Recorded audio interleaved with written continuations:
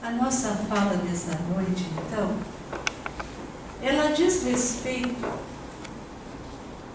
a um processo que muitas vezes está presente nas nossas vidas sem que nós saibamos ou sem que nós atentemos para isso. Quando nós falamos em mediunidade, não raro vem à nossa mente aquelas mediunidades bem pronunciadas, bem ostensivas, como é o caso da mediunidade de um Chico Xavier, de um Divaldo Pereira Franco, de uma Ivone do Amaral Pereira, de tantos médiuns que nós conhecemos porque se tornaram assim conhecidos pela expressão da sua faculdade mediúnica. Mas a mediunidade, tal qual nós a estudamos em O Livro dos Médiuns, que é a segunda das 5 obras básicas da doutrina espírita, ela não é só isso. Porque os Espíritos nos dizem que todo aquele que sente em um grau qualquer a influência dos Espíritos é por esta razão médium. E quem de nós está a salvo da influência dos Espíritos? É a primeira pergunta. Para dar essa resposta, nós vamos lembrar de uma outra resposta que os Espíritos deram a Allan Kardec em O Livro dos Espíritos, que é a primeira obra básica da codificação. Quando ele perguntou: influem os Espíritos nas nossas vidas? Eles exercem influência na nossa vida, nos nossos atos? E os Espíritos benfeitores responderam: muito mais do que supomos. De ordinário, ou seja, quase sempre, não raro, são eles que vos dirigem. Então, muitas vezes, nós estamos agindo, nós estamos fazendo coisas, nós estamos experimentando sentimentos e ideias que estão sendo potencializadas, estão sendo manipuladas, orquestradas, agigantadas por espíritos. E não nos damos conta disso. Ou quando nos damos conta, já passou. Um exemplo. Muitas vezes nós estamos aparentemente tranquilos, serenos, e alguém lança uma ideia, nos diz alguma coisa, e aquilo atua em nós como um rastilho de pólvora. Quando nós vemos, nós já estamos discutindo, nós já brigamos e muitas vezes partimos para a agressão. E depois nos indagamos: mas por que eu fiz isso? Nem era para tanto. Eu não sei por que eu fiz isso.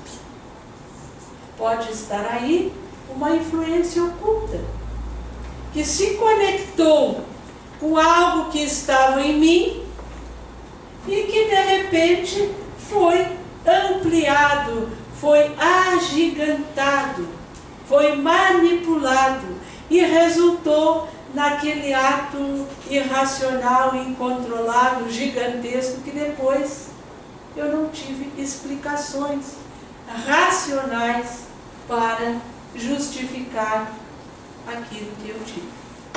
Então, o que nós estamos querendo dizer que a mediunidade lato sensu, ela é esta faculdade que todos nós temos de sintonizarmos uns com os outros e com esta dimensão espiritual, que são os espíritos que estão fora do corpo físico.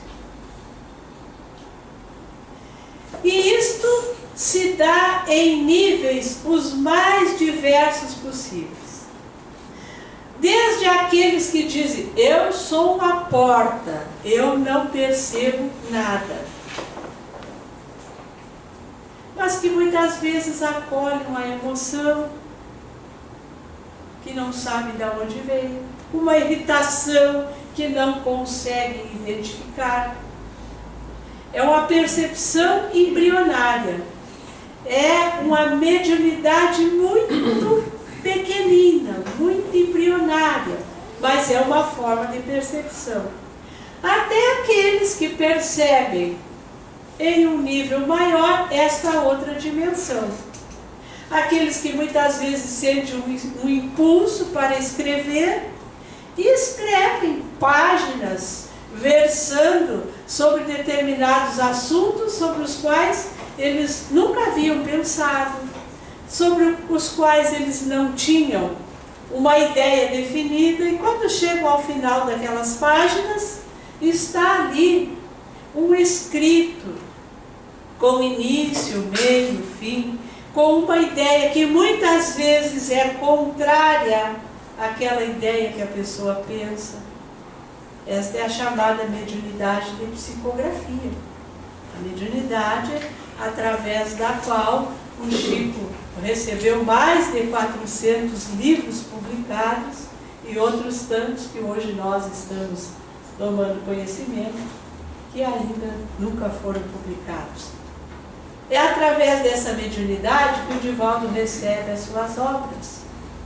É através desta mediunidade que muitos de nós recebemos mensagens que não resultam em livros, mas que são instruções, são orientações em todos os centros espíritas. Mas também existem aquelas pessoas que ouvem os espíritos falarem com elas. São os médiuns audientes, que ouvem às vezes claramente uma voz dizendo algumas informações, dando algumas ideias. Nós temos aquelas pessoas que veem os espíritos, como nós estamos vendo agora vocês aqui. Há pessoas que veem os espíritos.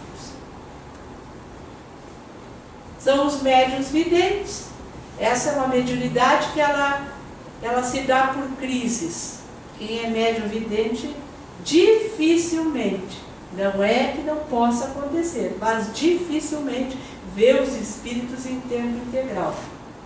Mas tem crises de evidência, momentos em que se vê, épocas em que se vê e outras que não se vê. Isso varia ao infinito, dependendo do tipo de mediunidade. Nós temos também pessoas que têm a capacidade de curar outras pessoas pela imposição das mãos. E são os médiuns curadores. Eles emanam fluidos que produzem a substituição de células saudáveis no organismo das pessoas de acordo com o mérito de cada criatura. É bom que se diga isso, porque há muitos médiuns curadores que prometem curas para todo mundo. Aí as pessoas fazem fila para ficarem curados. Depois não ficam. E é óbvio que não. Porque há certas enfermidades que são necessidades daquele espírito imortal para que ele evolua. Então o que precisa ficar ali é efetivamente a doença, para que através dela a pessoa aprenda, se modifique e se torne melhor. Mas existem essas pessoas que têm essa capacidade de curar. Há muitos médiuns que aplicam passes no centro espírita que tem fluido curador e ninguém sabe. Por isso que às vezes você vem aqui, recebe um passe e estava com uma determinada doença diagnosticada pelo médico, daqui a pouco você volta lá e o médico pergunta, o que houve? Sumiu, não está mais aqui. Aí eles dizem, deve ter sido um erro lá do exame, né? Foi mal, enfim. A gente tem casos, inclusive, de cicatrizes, como se tivessem sido feitas cirurgias naquele órgão afetado. E cicatrizes que aparecem muitas vezes nos exames feitos por aparelhos. A pessoa diz, mas eu não fiz a cirurgia. Não, eu estava recebendo passe em determinado lugar. Pois é, nesse momento do passe, em que vocês ficam aí sentadinhos, em prece, ouvindo a música, os espíritos podem realizar cirurgias através de médiuns que têm fluido curador. Então, existem esses níveis variados de mediunidade, desde aqueles mais embrionários e imperceptíveis, até aqueles que são os que produzem efeitos patentes, mesmo que se podem identificar. Existem os médiuns falantes, ou os médiuns de psicofonia, como a gente costuma dizer hoje modernamente, e que são aqueles através dos quais os espíritos se manifestam, falando através desses médiuns. Eles captam a ideia dos espíritos e expressam a ideia dos espíritos. Então existem muitas outras faculdades. Eu estou falando daquelas faculdades que a gente chama de efeitos inteligentes. Mas existem as faculdades de efeitos físicos, que são aquelas que, através dos médiuns de materialização, que os espíritos se materializam, aparecem materializados, aqueles médiuns que produzem efeitos de suspensão de objetos, aqueles médiuns que produzem efeitos de transporte, onde os espíritos desmaterializam objetos fora do ambiente e trazem para dentro do ambiente. Existem aqueles médiuns capazes de produzir efeitos sonoros, de pneumatofonia, de produzirem vozes como se alguém estivesse falando, a voz ecoa no ambiente. Então, são mediunidades as mais diversas possíveis, que nós vamos encontrar todas detalhadamente nesta obra, O Livro dos Médiuns. E aí a gente se pergunta, por que nós precisamos saber disso? Porque por muito tempo a mediunidade foi tida como algo sobrenatural, como algo milagroso, como algo maravilhoso, porque parece que ela era alguma coisa que não se inseria nas leis da natureza. Então, tudo aquilo que derroga a lei as leis naturais, elas passam para o domínio do sobrenatural. Mas desde 1857, há mais de 150 anos, que um cientista, um dos maiores que a humanidade conheceu, chamado Hippolyte Léon Belisário Vallée, que depois adotou o pseudônimo de Allan Kardec para desvincular o seu nome da cátedra, ele começou a pesquisar esses fenômenos que estavam chamando a atenção da humanidade. Que na América do Norte, num povoadinho pequeno chamado Hydesville, uma menina de 7 e outra de 10 anos começaram a ouvir batidas, pancadas na parede do casarão de madeira onde moravam, e a partir dali estabeleceram uma forma de conversar com os espíritos. E o espírito de um mascate disse a elas que ele havia sido assassinado anos antes naquela casa e que o corpo dele estava enterrado na adega do porão. Fizeram as escavações e encontraram o corpo do Sr. Rosmo, como ele disse que se chamava, ali. Então as irmãs Fox, assim ficaram conhecidas, a sua capacidade de comunicação com os espíritos correu o mundo da época. Em paralelo, na Europa, acontecia um fenômeno muito interessante nos salões da nobreza francesa. As mesas, as mesinhas com tripé, elas respondiam perguntas, saltitavam, pulavam, se moviam, e as pessoas faziam o mesmo processo de comunicação. Cada número de batida significava uma letra do alfabeto. Vocês imaginam que é a gente conversando com o espírito contando as batidas, tá?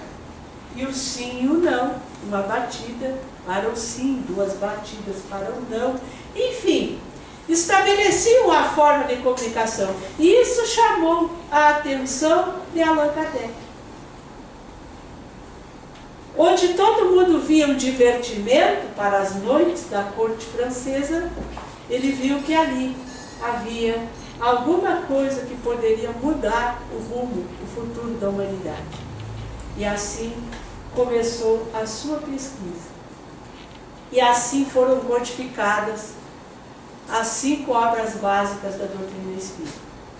Hoje nós temos esse material todo e nos perguntamos por que estudá-lo? Porque a mediunidade faz parte do nosso cotidiano.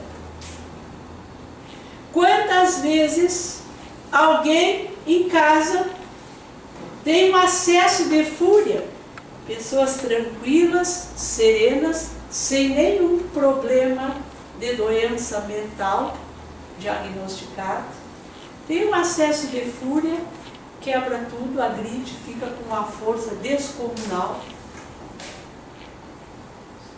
Quantas vezes alguém vem nos relatar que vê vultos, que ouve vozes, que sente uma tristeza profunda, como se alguém estivesse perto dela, oprimindo o coração.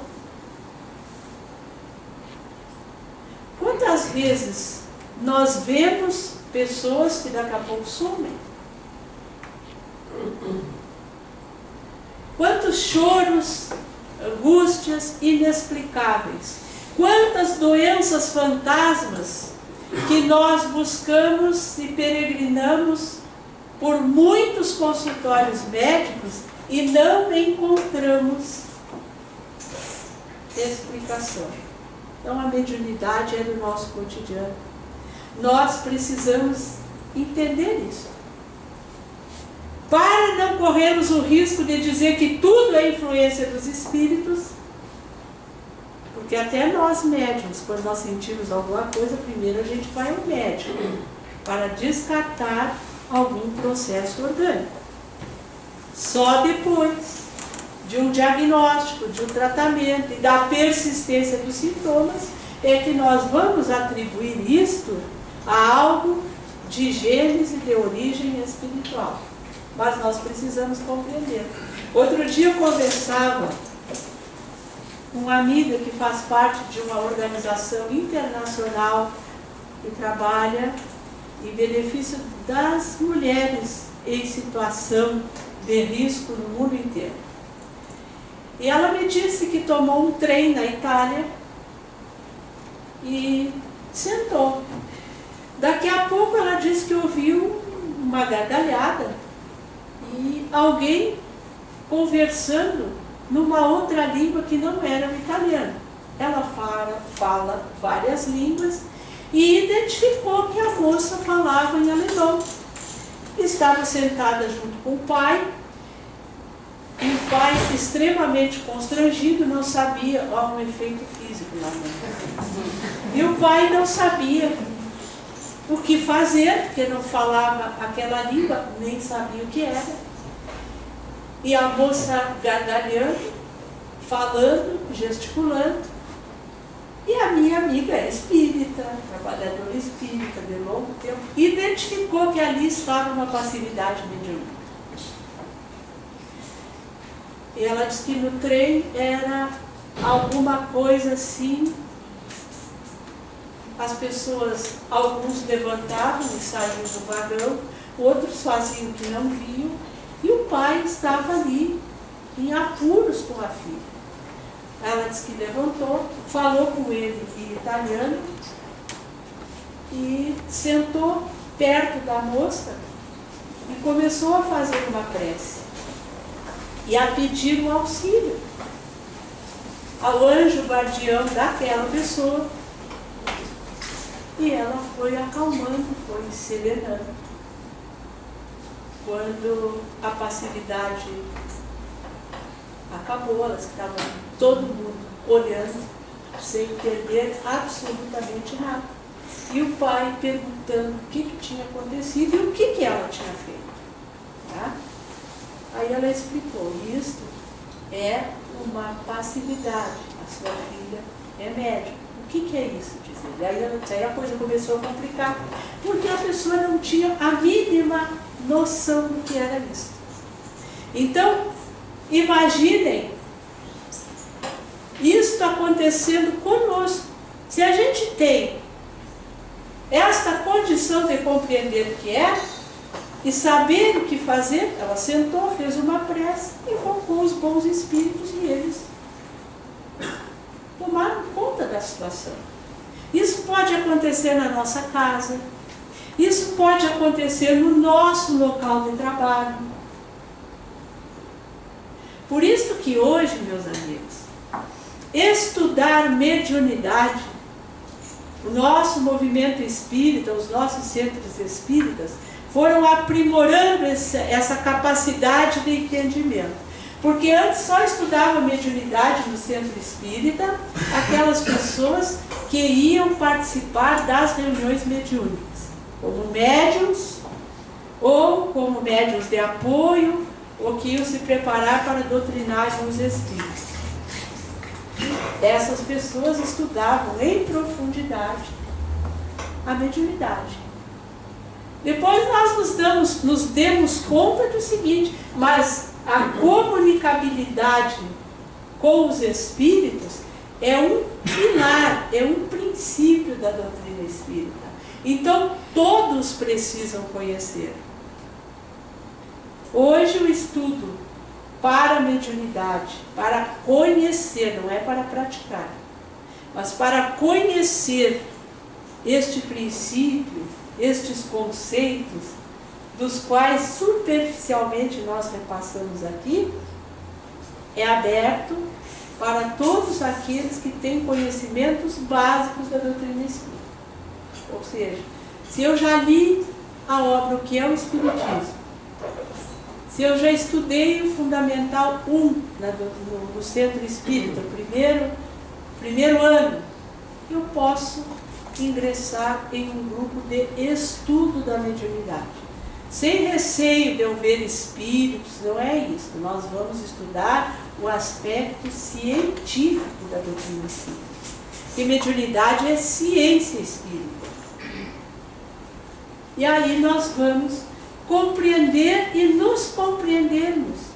Porque muitas vezes nós vivemos ao sabor das influências que nós recebemos, sem compreendermos como trabalhar isto. Agora, por exemplo, nós estamos vivendo um período bem difícil na humanidade. No Brasil, nós estamos atravessando um período de extremismos das criaturas. Eu quero dizer para vocês aqui que há muito tempo eu não acredito mais em partidarismo. Eu acho que quando a gente é partidário em qualquer coisa, em jogo, em política, em religião, a gente acaba perdendo a oportunidade de observar a amplitude das coisas. Mas hoje nós estamos vivendo isso. É o partido Y, o partido X, é o time Y, é o time X. E isso está contaminando a nossa atmosfera. E nos permitindo abrir a nossa sensibilidade para captarmos ondas que nos exacerbam, que nos tiram do ponto de equilíbrio. Não quer dizer que nós não tenhamos que ser cidadãos e expressarmos as nossas ideias no sentido daquilo que é certo, que nós entendemos certo. Não é isso. Todos nós temos o dever de pugnar, de lutar pelo bem, mas sem extremismo, sem perseguições, sem indignação exacerbada. Porque às vezes nós dissemos coisas, nós falamos coisas que efetivamente nos colocam à mercê daquelas mentes desencarnadas que nos observam, aguardando um momento de desequilíbrio, para nos empurrarem para os precipícios do ódio, da mágoa, do ressentimento, da violência e até do crime. Então, essa nossa capacidade de nos deixarmos, de nos permitirmos sensibilizar pelas mentes que estão fora do corpo físico. Isso é mediunidade. E nós somos médiuns o tempo inteiro. Porque nós intermediamos a tristeza ou a alegria. Nós intermediamos a paz ou a violência. Nós intermediamos a concórdia ou a desunião. Nós intermediamos a saúde ou a enfermidade. Então é o momento de entender muito bem essa nossa inserção no mundo. E o mais interessante, queridos amigos, é que isto não é apenas uma faculdade, a mediunidade não é uma faculdade que seja privilégio dos adultos só. As crianças são médiuns. E nós estamos hoje verificando a quantidade de crianças que já reencarnam com mediunidade afloradíssima. Há crianças que relatam com precisão a vida anterior que elas tiveram, que lembram fatos da reencarnação pretérita. Crianças que olham para a gente e identificam exatamente aquilo que a gente está sentindo e pensando. E muitas crianças renascendo com uma mediunidade torturada, já com processos obsessivos. Porque a criança é um espírito imortal. Ela não é um anjinho que começou ali no berço. Ela tem uma história pregressa. Ela é um espírito velho, espírito que já cometeu crimes, espírito que muitas vezes perseguiu, matou, torturou. Graças a Deus que ele não sabe, né? Como nós. Então, muitas vezes as crianças renascem para serem reeducadas nos seus instintos, nas suas tendências. E é claro que elas trazem consigo, muitas vezes, adversários, perseguidores que as descobrem, localizam e obsidiam. Porque isso é a lei de causa e efeito. Hoje a gente vê no encarnado a vítima, mas aquele que está perseguindo, não raro, foi a vítima deste. Então, na doutrina espírita, nós trabalhamos adversários, verdugos e vítimas com o mesmo amor, com o mesmo carinho. E é por isso que a nossa evangelização da infância e da juventude é um processo educativo de excelência, como a Lelê falou na nossa quinta-feira anterior, para esses espíritos que estão renascendo. a gente fica muito aflito em levar as crianças para a escolinha, para a educação infantil, para o balé, para a mecatrônica, para a natação, para isso. Isso tudo é muito importante. É muito importante. Mas o espírito imortal precisa de espiritualidade. E esta espiritualidade é a evangelização da criança que vai trazer ao coração infantil. Porque nós, não raro, temos médiums ostensivos desde o berço. A síndrome do pânico, a hiperatividade, isto muitas vezes de tão difícil diagnóstico que os médicos dizem ser de difícil diagnóstico, o transtorno de humor, a própria depressão, estão associados à percepção extrasensorial, à mediunidade que nós trazemos conosco, porque a mediunidade é orgânica.